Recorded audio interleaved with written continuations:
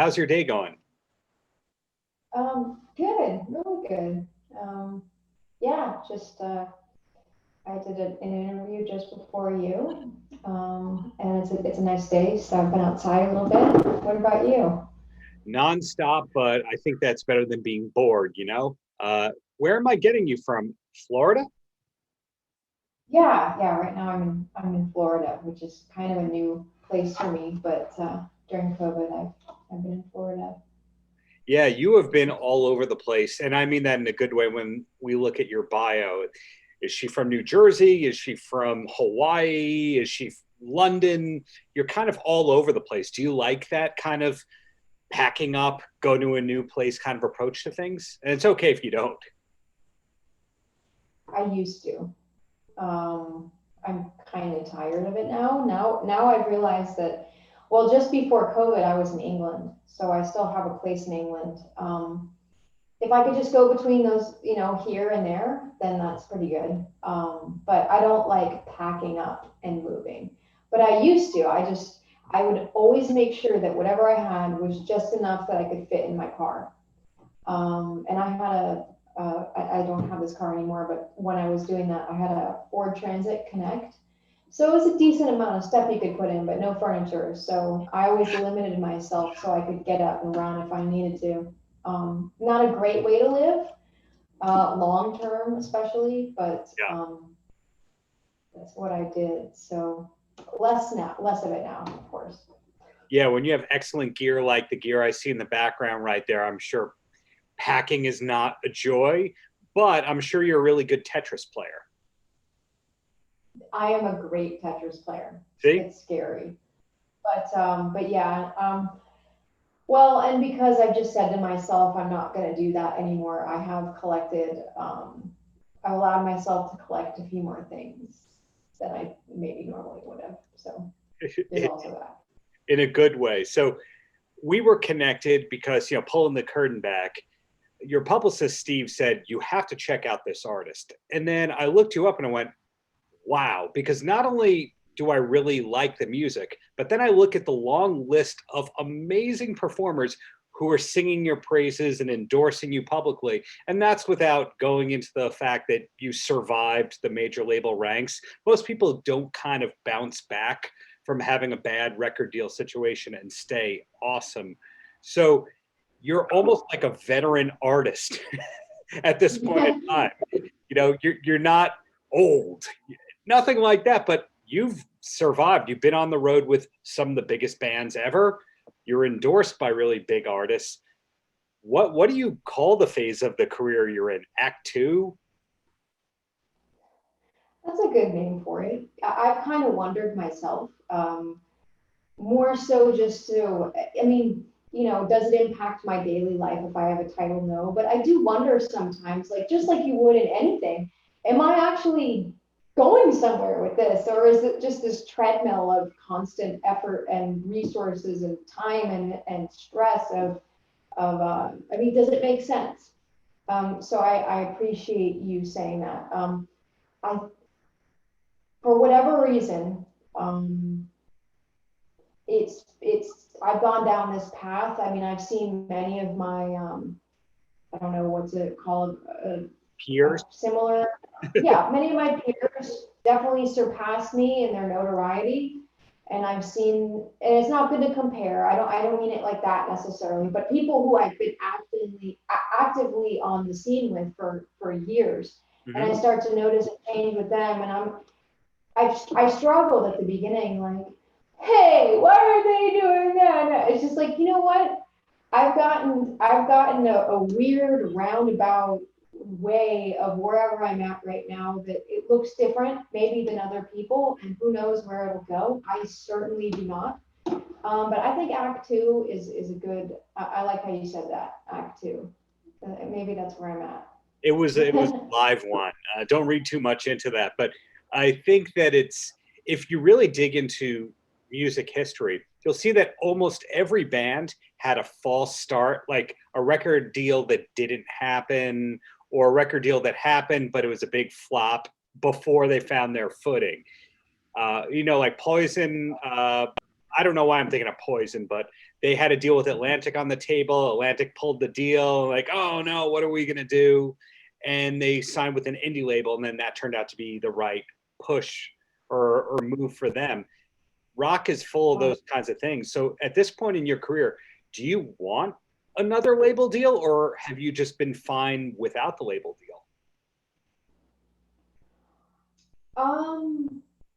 The only thing, okay, the reason why people sign their lives away to the record deal is because there's a business that's already succeeding. There's a group of people that are hired to do the things that one person, or if you have a band, a couple people do that really should be maybe 20 people's jobs.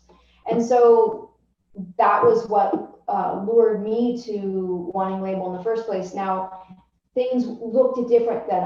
I was talking to someone and I was saying, he had said, oh, my first release was in 2000, whatever it was, 9 or 2008. And I said, actually, it was before then, but you can't really track me because I've been doing this so long that there wasn't Facebook and YouTube. I was before that.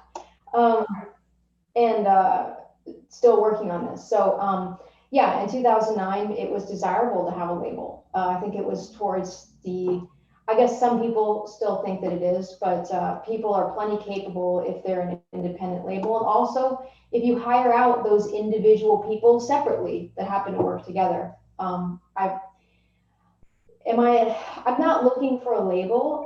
If the right opportunity happened, I wouldn't turn it down. Mm-hmm. But really what I'm looking for are people that are real, are people that see what I do, and that we get along and we have the same way of or similar way of communicating, and have a vision, that do what they say they're going to do, you know, and have goals. And that seems to be kind of hard to find in the music business, especially because things are changing so quickly with social media and with, you know, online stuff and how all that works, especially now.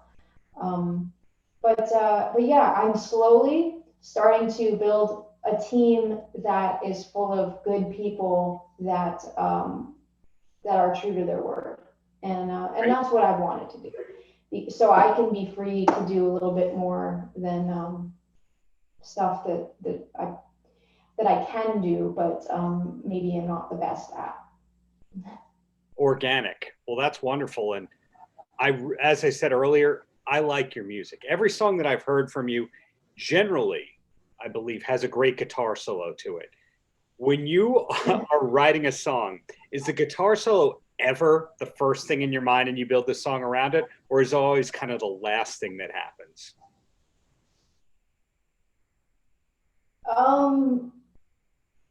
It's not the first. I've never written a solo before I've thought about the rest of the song. I don't think that's ever happened, but it's kind of an interesting approach. I always see the guitar as a support, and it can have a moment to shine, but it has to serve the song. And if it doesn't serve the song, then I've failed as a musician and I've failed as an artist and a songwriter. Sure. So certain songs I thought about, oh, that's where the solo is going to be. Like with my song, I'd Rather Be in England, that I knew when we were doing that part live that was going to be that kind of vibe, but I didn't have it all set up in my head. It's usually in the moment when I get the rhythm tracks done and I get the song idea and the structure that I can hear what it means, because it's not the first part of the song. I don't even think it's the second part. It's down on the list of importance for me for the song. So I should try approaching a song like that, though. Maybe solo first. That's kind of interesting. I don't know if that's a good idea, but I like to find that out when I speak with people who are competent to virtuoso-esque guitar players who have solos in their songs, to find out, is this an important thing? Like they spend as much time crafting the solo as they do the lyrics or the riff or anything? Or is it just let's try 4 takes. Let's see how that came out. Good. Okay. Next. What kind of value to you does the solo have? Usually I'll write a solo. It's not usually 4 takes and there you go. Usually there are on my song Still a Man, I did the 1 take thing and then okay, I'm done, which is very hard for me to do. The engineer I was working with said, this is a vibe, but you shouldn't write a solo. Just have it be improv and just 1 take. Come on, go. Sometimes songs need that, but usually that's not how I approach things. Usually I craft a solo that can sometimes take hours, painful hours to try to get maybe the right harmony or the right tone or the Yeah. right feel. But usually it's somewhere in between there. I'll write a solo and it can come out pretty naturally, but it can move a bit. The guitar solo is important to me mainly because if you do it wrong, it ruins the song. Yeah. And if you do it right, it's a very special moment that no other instrument can do. Yeah. But definitely not the most important thing for me. But can also make a song at the same time. Yeah, it definitely ranges. Being a big Iron Maiden fan, for example, if you see a commercial, why did I say commercial? Who knows? A concert or a performance of them in South America, you actually see the audience singing the guitar solo note for note, and then you take something on Yeah. the opposite end of, say, Van Halen. If you listen to some of Eddie Van Halen's early solos, you'll see some of those become riffs in later years, or maybe songs that didn't get used that were infamous songs among the fans. So what I was trying to get at is the solo actually the most important thing, or is it just, hey, we got the 16 bars, let's put it there and that's that? And you clearly answered all that. So thank you for the guitar solo questions right there. That's a good question. Well, thank you. And somebody like Nuno Betancourt, who was very important to the early part of your career. One thing I couldn't figure out is how he discovered you, or I should say, learned about you in the first place. Well, it was a bit random. I was doing very odd pop choreography guitar thing at the time. I was just experimenting with what I wanted to do. And my choreographer said to me, hey, there's this producer guy, and I was living in LA, mind you, so you hear this all the time. I know this killer producer, man, you guys should hook up. Oh my goodness. Yeah. And I was like, all right, cool. What I always tell people is we'll give them my phone number and have them call me, which gets rid of about 99% without being rude. So I was like, all right, we'll give them my phone number. So sure enough, later that night, a producer named Carl, I don't remember, Carl Restivo. Oh yeah, from Long Um, Island. Yeah, I remember him. He played in Extreme. He had a deal under Wyclef Jean. Okay, go ahead. wow. Okay, so you know who he is. That's Yeah. awesome. So he is basically best friends with Nuno. But I didn't know that. He just called me. He was excited about what I was doing and he was producing music and said, hey, you should come over and we can get together. So I think it was the next night I came over and we were talking about music, listening to music. And then all of a sudden, Nuno walks in the door. And I was like, that's, was that planned or and he started, he just came in and we started jamming for a good 2 hours, I think. It was a long time. And after that point, he kind of took it on himself to um, really build my career to the point where I could get management and a record deal. So he helped me do all of that. And he was a big help for me at that time. Of course. His name alone to a lot of people is an immediate credibility builder for musicians and fans alike. So I saw that in the bio, went, wow, I am talking to her without a doubt. Thanks for the pitch, Steve. So moving on here, everybody is kind of on hold still due to COVID per se, but do you have anything that's concrete or confirmed or planned that you know for later in 2021 or 2022? Well, we're all doing the best we can, of course, Yeah. because of the situation, both in the U.S. and of course in the UK, where I'm also based. Um, what we've done is we have the album coming out in May, so we're until I believe September, we're going to be having a professionally recorded live stream, like a ticketed event with my band. Like I think we've got 2 or 3 with my band, and then one acoustic, and I'm going to do one run through of the whole album, Cool. front to back. And so my most recent album before that one, called Suspension, you mentioned. So we're trying to create some nice content in that way. The guitar, my guitar is coming out under Brian May Guitars at the end of this month. And then I'm going to be working on a new album, hopefully a double album, at the end of August. And so far, there's talks about touring in September in the UK, but we don't know just because of everything. And then there's also talks about touring in the US around the same time. If neither of those work, then we're just going to do the first quarter of next year, which is insane to think about, since we're only in March. But that's what we've got right now. We're trying to just do what we can. If we have to move it, then we'll move it. That's plenty. I was trying to be the one interviewer that never said the name Brian May. Technically, that doesn't count because I just said Brian May. No, I said it. But you said it. Oh. So the last 2 questions I got for you free is, do you have a television show that you can recommend for somebody who needs a new show to start? That's a good question. Television show.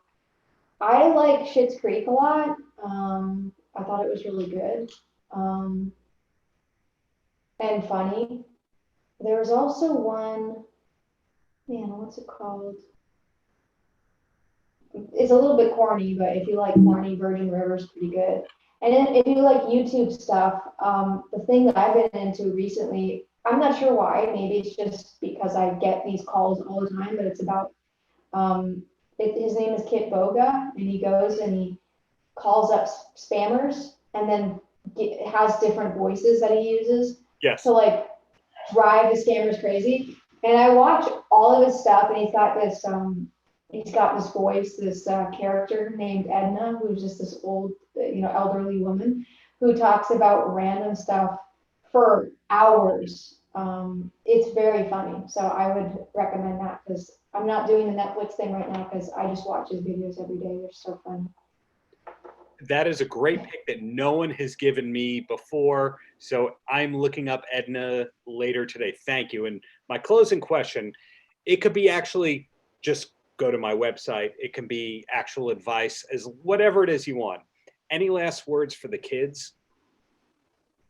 Last words for the kids. Okay.